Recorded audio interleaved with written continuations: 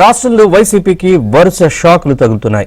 ఒకరి తర్వాత ఒకరు పార్టీని వీడుతున్నారు. ప్రధానంగా బీసీ సామాజిక వర్గంలో కీలక నేతలు ఒక్కొక్కరిగా పార్టీకి రాజీనామాలు చేస్తున్నారు. మొన్న కర్నూలు ఎంపీ డాక్టర్ సంజీవ్ కుమార్ రాజీనామా చేయగా నిన్న మాజీ మంత్రి సీనియర్ ఎమ్మెల్యే కొలుసు పార్థసారథి రాజీనామా చేశారు. ఇప్పుడు తాజాగా వైసీపీ బీసీ విభాగం నేత MLC Janga Krishnamurthy good bye చెప్పారు. మరికొంతమంది బీసీ నేతలు పార్టీకి రాజీనామా చేసే యోచనలో ఉన్నారు.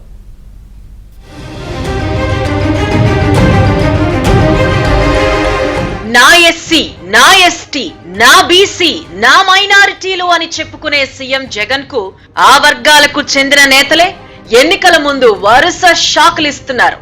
ఒక్కొక్కరిగా పార్టీని వీడుతున్నారు. రక్షణ నిధి, ఆర్థర్, ఎలిజా అధినేతపై నిందలు వేసి మరి పార్టీకి రాజీనామా చేయనున్నారు. తమకు కనీసం సీఎం దర్శన భాగ్యం కూడా కలగలేదని చెప్పారు. సర్వేల పేరుతో తమను తొలగించారని, సీఎం వర్గీయులు తమపై పెత్తనం చేశారని కూడా కొంతమంది ఆరోపించారు. Kurnool BC MP doctor Sanjeev Kumar కూడా తనకు సీఎం జగన్ అపాయింట్మెంట్ కూడా ఇవ్వలేదని వాపోయారు. పెనమలూరు నియోజకవర్గ ప్రజలు తనను గుండెల్లో పెట్టుకుని చూసిన సీఎం మాత్రం గుర్తించలేదని సీనియర్ ఎమ్మెల్యే పార్థసారథి బహిరంగంగానే ఆవేదన వ్యక్తం చేశారు. తనకు మంత్రి పదవిస్తామని చెప్పి హ్యాండ్ ఇవ్వడంతో అప్పటి నుంచి పార్థసారథి పార్టీకి దూరంగా ఉంటూ వచ్చారు.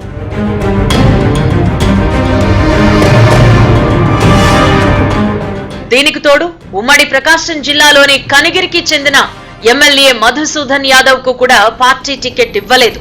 దీంతో ఆయన అనుచరులు పార్టీకి రాజీనామా చేశారు. తాజాగా వైసీపీ బీసీ విభాగం నేత, పార్టీ ప్రతిపక్షంలో ఉండగా అన్నీ తానుగా వ్యవహరించిన మాజీ ఎమ్మెల్యే జంగా కృష్ణమూర్తి కూడా శనివారం రాత్రి పార్టీకి గుడ్ బై చెప్పారు.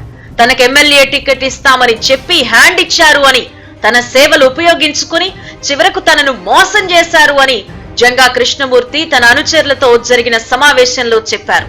జంగా కృష్ణమూర్తి సీనియర్ ఎమ్మెల్యే పార్థసారథితో కలిసి టీడీపీలో చేరబోతున్నట్టు తెలిసింది.